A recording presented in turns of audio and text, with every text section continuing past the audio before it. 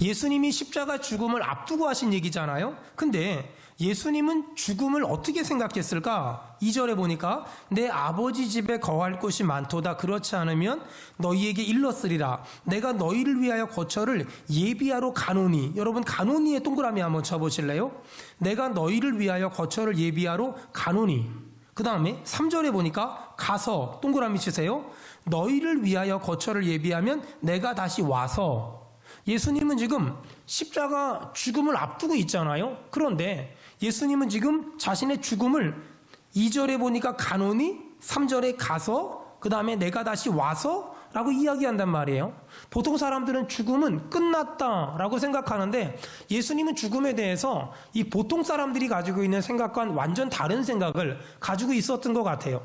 저 어릴 적에 여자들은 잘 모르겠고 남자들은 이렇게 싸우잖아요. 그럼 멱살 잡고 막 싸우거든요. 멱살 잡고 막 싸우면 멱살 잡고 싸울 때 뭐라 그러고 싸우는 줄 아세요? 너 뒤질래? 근데 사실 이 뒤진다는 말은요, 욕이 아니에요. 욕이 아니고요. 보세요. 뒤를 진다. 그러니까 죽는다 이 말이에요. 너 죽을래? 이 말이 좀 약간 쌍스럽게 하면 너 뒤질래 이러는데 이 말은 죽음을 끝으로 생각했던 우리 선조들이 뒤진다 라는 말을 한 거예요. 뒤를 졌다. 근데 말이에요, 우리가 하나님을 믿는 많은 믿음의 사람들은 사람이 죽잖아요. 그럼 뭐라 그러죠? 돌아가셨습니다. 이 돌아가셨습니다라는 말은 절대로 아무나 함부로 쉽게 할 수 있는 말이 아니에요. 왜냐하면 돌아가셨습니다 이 말은 어디서부터 온 데가 있어야 어디로 돌아가는 거잖아요. 하나님을 믿는 사람들은 우리는 하나님으로부터 왔으며 하나님께로 돌아가는 줄로 믿습니다. 그러니까 예수님의 죽음에 대한 생각은 죽으면 끝이야가 아니에요. 죽으면 가노니, 간다, 다시 온다. 예수님은 죽으면 어디로 가는 걸까요? 우리는요, 하나님께로 가고 천국 가는 줄로 믿습니다. 이것이 예수님이 죽음에 대한 기본적인 생각이었어요.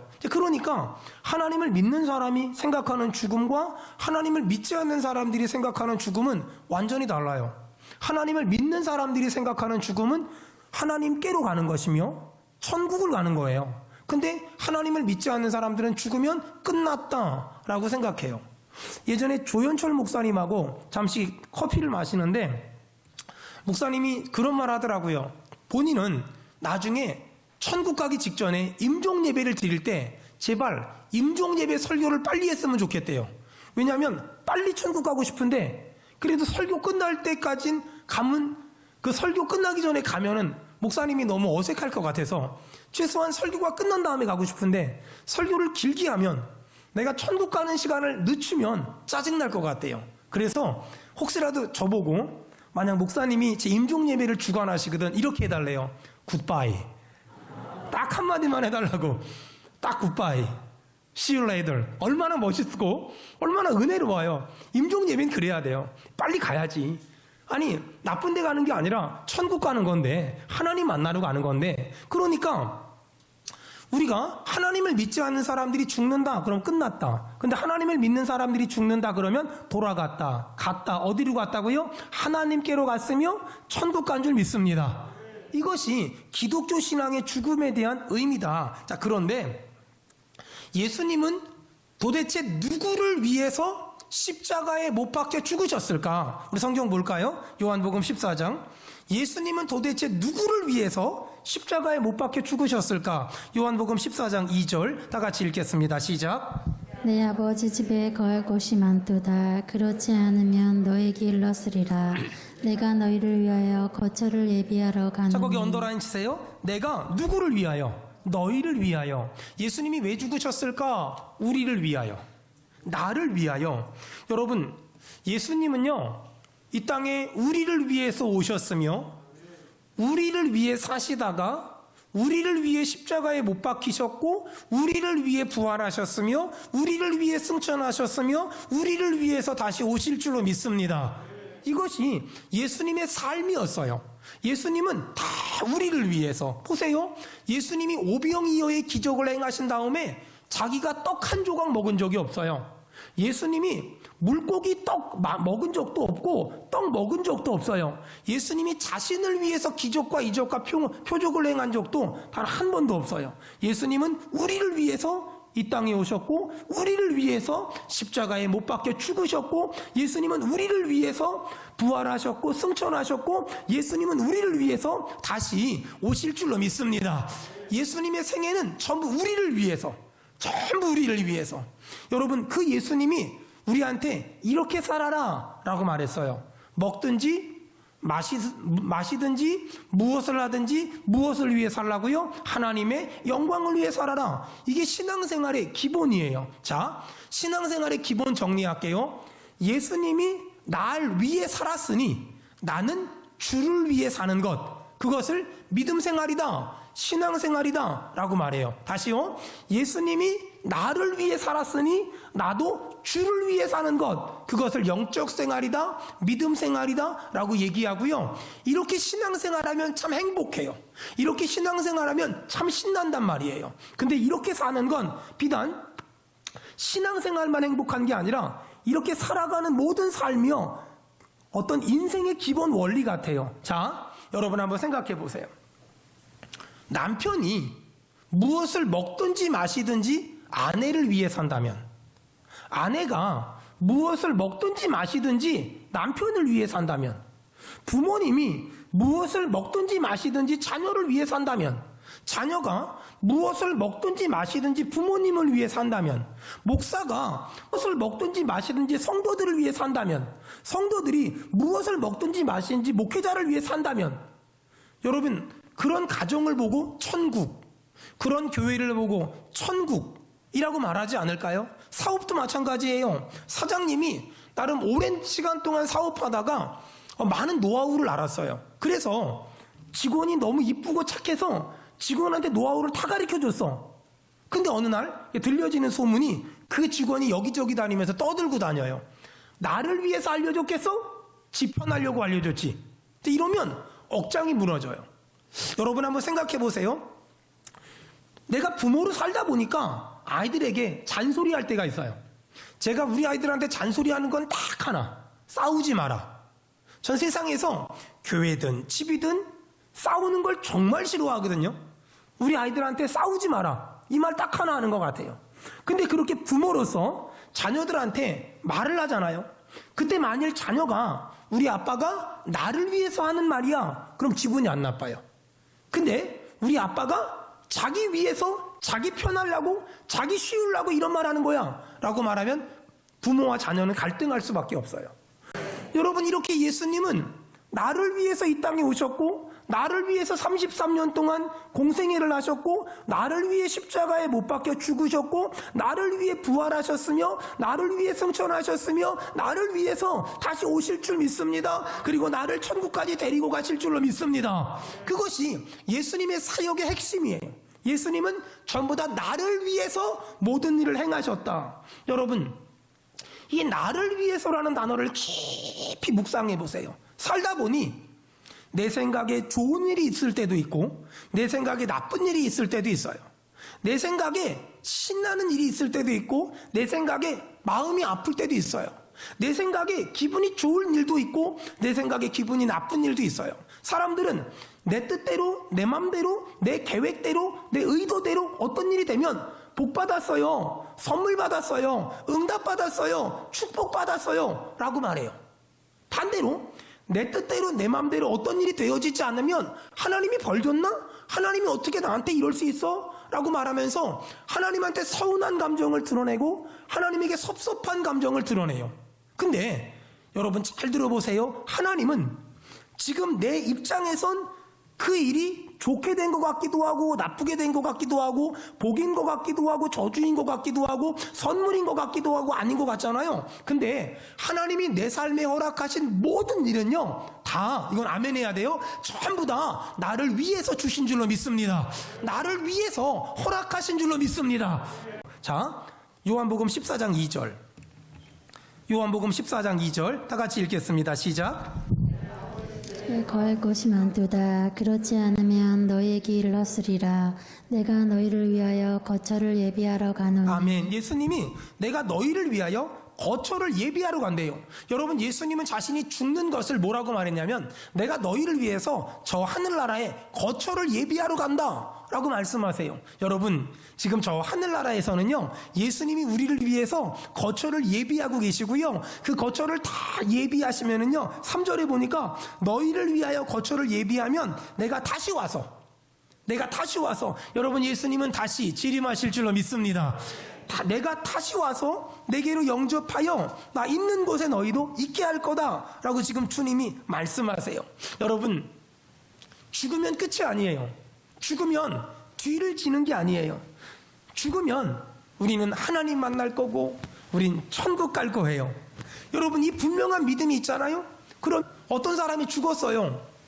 그걸 보고 불쌍하다, 힘들겠다, 속상하다 이렇게 생각하지 않고, 아, 주님 만났겠다, 아, 천당 갔겠다, 주님이 얼마나 많이 반겨주셨을까, 주님이 얼마나 좋아하실까, 이렇게 바라볼 수 있어요. 여러분, 이 땅에 소망 두지 말고 저 하늘나라에 소망 두고 살기를 축원합니다. 자, 저는 근데 오늘 이 요한복음 14장 2절 말씀을 묵상하면서요, 하나님이 제 눈을 딱 붙잡으신 말씀이 하나 있었어요.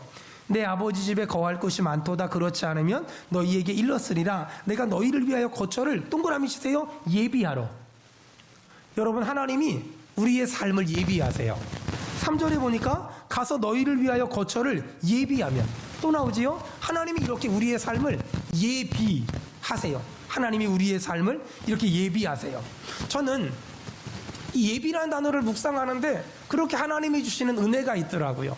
그렇게 하나님이 주시는 평강이 있고 그렇게 하나님이 주시는 감동이 있더라고요. 유학을 가려고 하다 개척을 해야 되겠다고 마음 먹고 어머니한테 나 개척할게요 라고 말했더니 우리 어머니 너무 좋아하세요. 장돌뱅이처럼 맨날 돌아만 다니다가 한국에서 안 되니까 너무 좋은 거예요. 그래서 영농자금 1,000만 원 대출 받아줬어요. 그 1,000만 원 가지고서 제가 그때 송파구 오금동 살았는데 교회를 개척하려고 쭉 돌아다니는데 밀려 수원까지 왔어요. 그때 제가 2,000만 원만 있었어도 성남까지밖에 안 왔을 거예요. 그때 딱 1,000만 원밖에 없는 바람에 밀려 내려오다가 수원까지 왔어요. 그리고 장안구 조원동에 벽산 아파트 후문에 벽산 당구장이라고 써 있는데 1,000만 원에 50만 원이라고 있는 거예요. 1,000만 원이 눈에 확 들어와서 우여곡절 끝에 그 벽산 당구장을 얻어가지고 수원은혜교회를 개척을 했어요. 저 아는 분들이 그래요. 저보고 당구장 킬러라고. 벽산 당구장 수원은혜교회 만들었잖아요. 이 앞에 지금 중등부 아이들 예배드리는 거기는 미도 당구장이었어요. 거기도 수원은혜교회 만들었잖아요. 당구장을 교회 만드는 목사 뭐 그래요. 근데 어쨌든 간에 이제 그렇게 그 조원동에서 교회를 개척하고 그때부터 한 사람 전도해서 지금의 우리 교회가 됐어요. 여러분, 하나님의 일하는 방식을 보세요. 하나님은요, 먼저 예수님은 천국에 가셔서 예비하시고 그 다음에 우리를 그곳으로 인도하시지요. 한번 따라합시다. 예비하시고 인도하신다. 시작. 더 크게요. 예비하시고 인도하신다. 시작. 여러분, 이것이 하나님이 일하시는 방식이에요. 하나님은 먼저 예비하세요. 그리고 우리를 인도해 가세요. 여러분, 한번 생각해 보세요. 내가 그 일을 한 걸까? 하나님이 그 일을 하도록 인도하신 걸까? 내가 그 사람을 만난 걸까? 하나님이 그 사람을 만나도록 인도하셨을까? 내가 그 사업을 한 걸까? 하나님이 그 사업을 하도록 인도하셨을까? 하나님은요, 모든 것들을 예비하시고요, 그 다음에 우리를 인도해 가세요. 여러분, 여기까지 하나님이 인도하신 줄로 믿습니다. 저는 신학교 다닐 때, 그리고 선교지 있을 때 이렇게 좋은 교회 담임 목사가 될 거라고는 꿈에도 생각해 본 적이 없어요. 단 한 번도 제가 이렇게 좋은 교회에서 담임 목사가 될 거라고는 생각도 해본 적이 없어요. 왜냐하면 그게 확실한 게, 교회를 개척할 때 아는 분이 저 차 사준다고 찾아오셨어요. 그레이스 승합차, 봉고차. 저보고 어떤 차 사고 싶냐요? 12인승, 15인승, 그레이스 베스타 푸르지오 이스타나 어떤 거든지 고르래요. 사준대요. 그래서 가장 효율적인 게 뭘까 생각해 보니까 그레이스 같아. 근데 또 12인승을 살 거냐 15인승을 살 거냐 물어봐요. 그래서 제가 2번도 안 고민하고 12인승 사달라 그랬어요. 왠 줄 아세요? 내 평생 15명을 태울 자신이 없어서. 제가 그 정도로 믿음이 없다니까는요. 제가 별로 믿음이 없어요. 근데 이렇게 별로 능력도 없고 실력도 없고 정말 대단한 꿈도 없고 원대한 꿈도 없었는데 하나님이 이 모든 것들을 예비하셔서요, 저를 여기까지 인도하셨고요, 저를 여기까지 끌고 오셨어요. 그래서 수원은혜교회 목사를 만드셨어요. 근데 하나님이 저를 위해서만 수원은혜교회를 만드셨을까? 그렇지 않아요.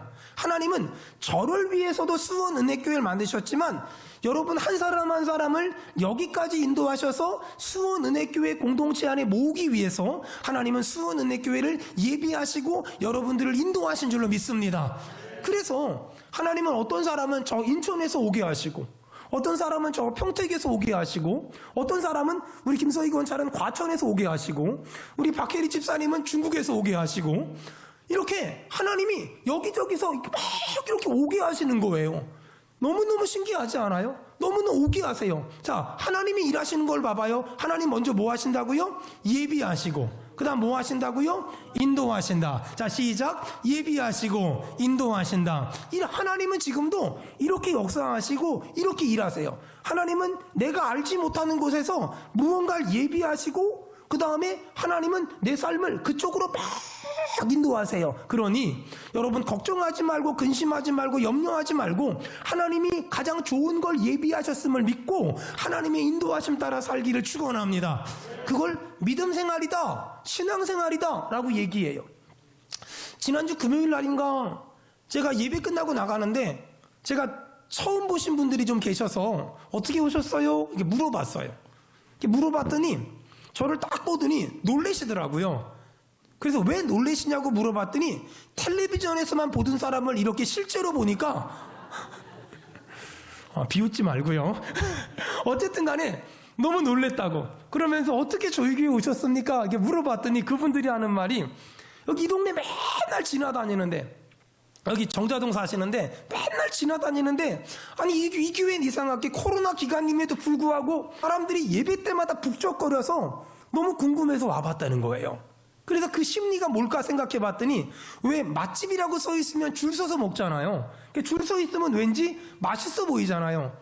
그것처럼 사람들이 막 북적거리니까 뭔가 있나 해서 왔대요. 그래서 제가 물어봤죠. 또 궁금해서 뭐가 있습니까?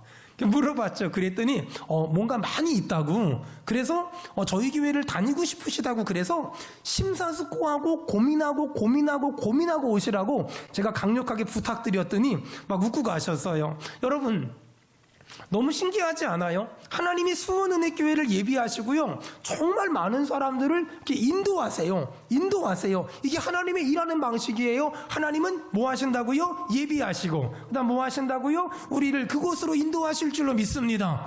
그러니 여러분 걱정하지 말아요. 근심하지 말아요. 코로나가 시작되기 전에 우리 교회는 본당이 너무 비좁아서 늘 걱정이 많았어요. 그래서 2017년도 송구영신 예배 때 우리 은혜교회를 분리개척했어요. 제가 우리 은혜교회를 분리개척하게 된 계기가 뭐냐면 성도들이 막 밀려오는데 제가 성도들 이름을 다 모르는 거예요. 그래서 이건 아니다 싶어서 목자는 양을 알고 양은 목자를 알아야, 아니 내가 김성민 집사님의 기도 제목을 다 알고 내가 문현순 집사님의 기도 제목을 다 알아야 되는데 제가 우리 성도들 중에서 이름도 모르고 또 기도 제목도 모르는 사람이 너무 많은 거예요. 이건 아니다 싶어서 제가 결단했어요. 분리개척하자. 그래서 제 목표는 11조를 하나님께 드리자 해서 100명을 보내자라고 생각했는데 그때 정확히 제가 쓴 일기 보니까 69명, 약 70명 정도 보냈더라고요. 2017년도 송구영신 예배 때. 그리고 나서 그 다음 주 첫 주가 됐는데 오늘이겠죠? 야, 70명 빠지니까 교회가 썰렁해요. 왜냐하면 그 사람들 전부 다 열심히 하던 사람이잖아요. 그리고 교회 재정부에 물어보니까 헌금도 많이 줄었대요. 이야, 내가 잘못된 판단을 했을까? 내가 너무 객기 부렸을까? 막 그런 생각을 했거든요. 근데 정말 신기한 게 딱 그 3주 동안 1월 첫째 주, 둘째 주, 셋째 주 이 3주 동안 70명이 등록을 했어요. 너무너무 기가 막힌 거예요. 이게 너무너무 신기한 거예요. 재정도 분리개척하기 전보다 훨씬 많아졌어요. 이게 딱 3주 동안 하나님이 이렇게 만들더라고요. 여러분 어떻게 이런 일이 있을까요? 하나님이 제 마음 가운데 분리개척을 할 수 있도록 마음에 감동을 주셔서 그 모든 일을 하게 예비하셨고요. 하나님이 이렇게 보내고 나니까 비어있으면 제 마음 아플까봐 하나님은 또 다른 70명을 인도하셔서 이곳으로 인도하신 줄로 믿습니다. 근데 아마 그때 오신 분이 우리 김성민 집사님이 아마 그 무렵에 오셨을 거예요. 하나님이 일하시는 걸 보면 너무너무 신기하고요. 너무너무 놀라워요. 자, 하나님은 뭐 하시고요? 예비하시고 그다음 뭐 하신다고요? 인도하십니다. 이 은혜가 있길 축원합니다. 자, 그래서 2022년도에요. 제가 우리 성도들에게 이삭의 은혜를 선포하려고 해요. 자, 하나님이 아브라함이 100살에 얻은 아들 이삭을 명령했어요. 바쳐라. 그 말을 듣고 아브라함이 두 번도 고민 안 하고 그 다음날 아침 일찍 이삭을 데리고 모리아산에 올라갔지요. 그리고 모리아산 입구에다가 종들은 놔두고 이삭만 데리고 올라가요. 산 중간만큼 올라가다 이삭이 눈치가 이상하니까 아버지한테 물어봐요. 아버지, 번제할 나무도 있는데 물도 있는데 번제물 어디 있습니까? 아브라함이 하나님이 준비하셨을 거야. 또 올라가요. 그리고 번제단을 쌓요. 그리고 번제드릴 준비를 해요. 그리고 갑자기 아들 이삭을 묶어요. 여러분, 그때 아브라함은 100살이 넘었어요. 이삭은 17살이었어요. 싸웠으면 이삭이 이겼을걸요. 만약에 제가 이삭이었다면 저 아버지가 미쳤나 그리고 도망갔을 거예요. 근데 이삭은 아버지가 묶는데 가만히 있어요. 그리고 아브라함이 이삭을 죽이려고 칼을 딱 들었어요. 그리고 딱 죽이려고 지금 칼을 뺐어요. 그때 하나님이 깜짝 놀라서 뭐라 그래요? 아브라함아, 아브라함아! 아브라함을 두 번이나 불러요. 아브라함을 두 번이나 불러요. 왜 그랬을까요? 하나님이 급해진 거예요. 하나님이 급해진 거예요. 아들 이삭 죽이지 마. 네가 이제야 나를 경외하는 줄 알겠어. 저쪽에 스풀에 순양이 걸려 있으니까 그거 갖다 제사 지내. 그리고 그 이름을 뭐라고요? 여호와 이레라. 여러분, 2022년도에 하나님이 예비하실 것이고 하나님이 인도하실 줄로 믿습니다. 여러분, 저는 이 은혜를 사모했으면 좋겠어요. 이 은혜를 정말 아주 많이 사모했으면 좋겠어요. 돌아보니 하나님의 예비하심은요, 단 한 번도 털린 적이 없어요. 돌아보니 하나님의 인도하심은요, 한 번도 오차가 없었어요. 여러분, 저는 조원동에서 지하에 1,000만 원에 50만 원짜리 월세로 교회를 시작했어요. 그리고 하나님은 딱 3년 만에 4층으로 이사하게 하셨어요. 그리고 또 5년 만에 파장동으로 이사하게 하셨고 2년 만에 이곳을 이사하게 하셨어요. 하나님은 늘 예비하시고 인도하시고 늘 예비하시고 인도하셨어요. 지금도 기억나는데, 지금 우리 은혜교회 자리 조원동에 우리 교회가 있을 때 파장동으로 이사를 했어요. 근데 파장동 건물은 조원동 건물에 비하면 완전히 궁궐이에요. 지하 1층에 지상 4층. 완전히 딱 쉽게 말하면 이런 느낌이에요. 티코 타던 사람이 소나타 타는 느낌? 너무 좋은 거예요. 너무 행복한 거예요. 너무 신나는 거예요.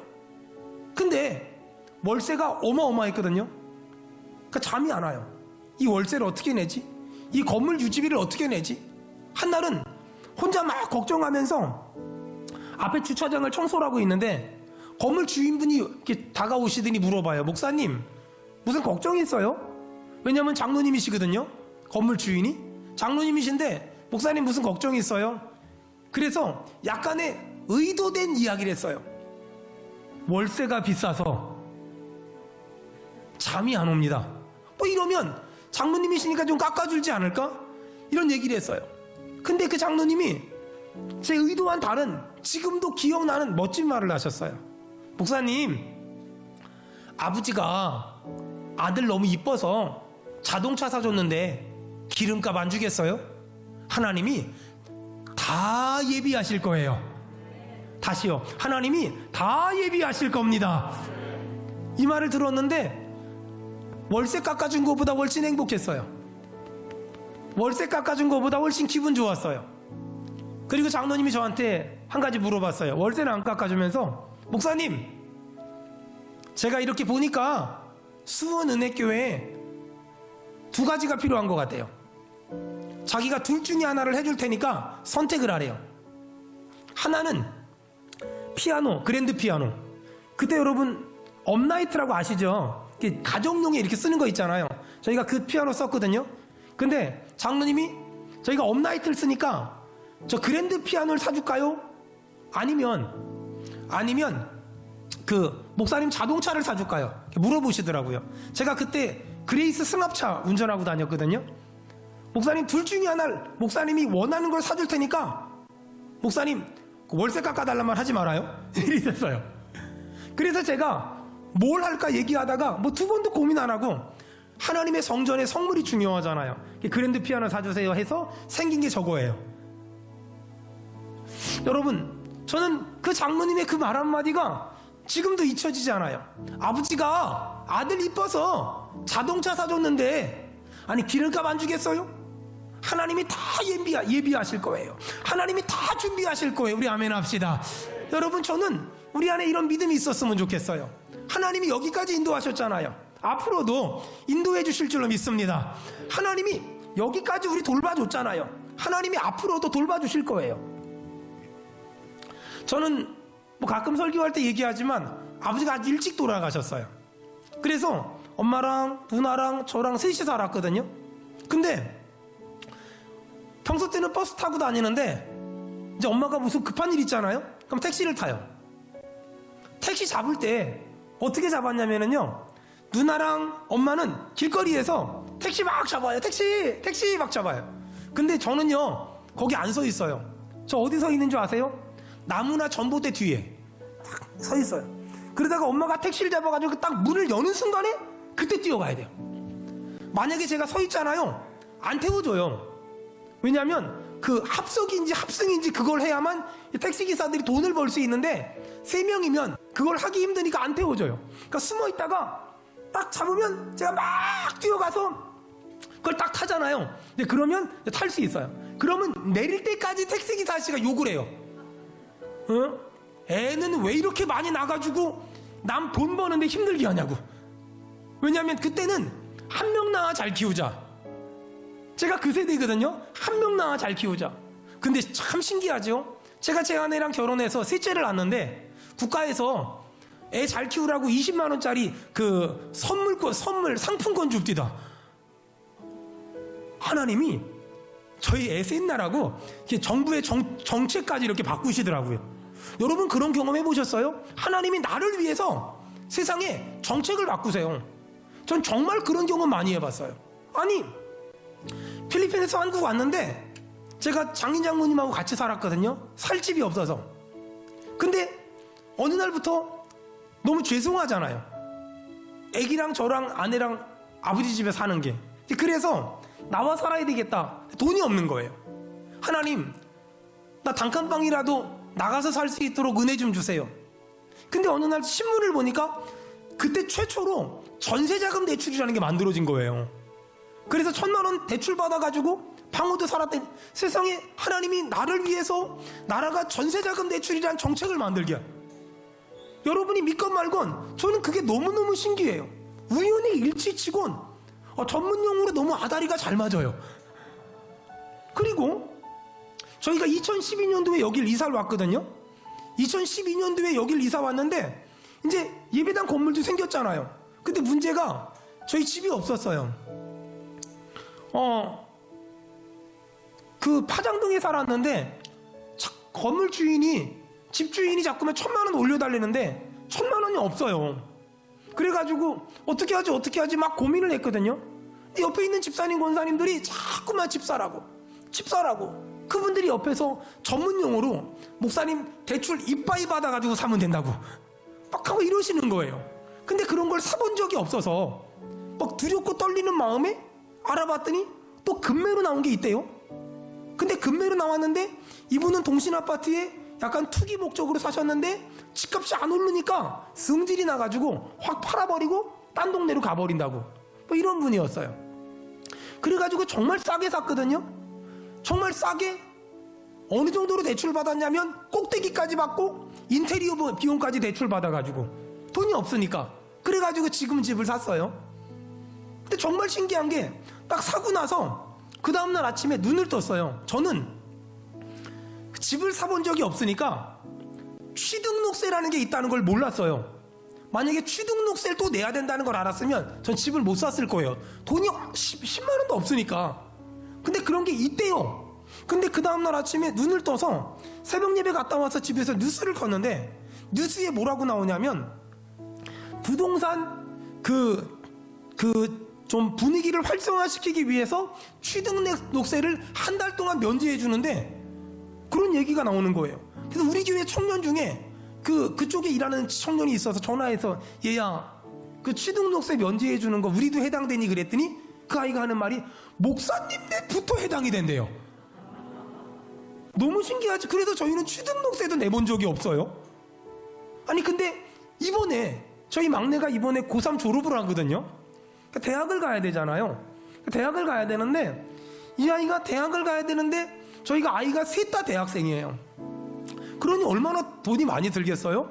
근데 대학을 가야 되는데 아니 얼마 전에 이렇게 신문에 이렇게 광고 나왔더라고요. 이렇게 기사 나왔더라고요. 셋째는 국가에서 등록금 다 준대요.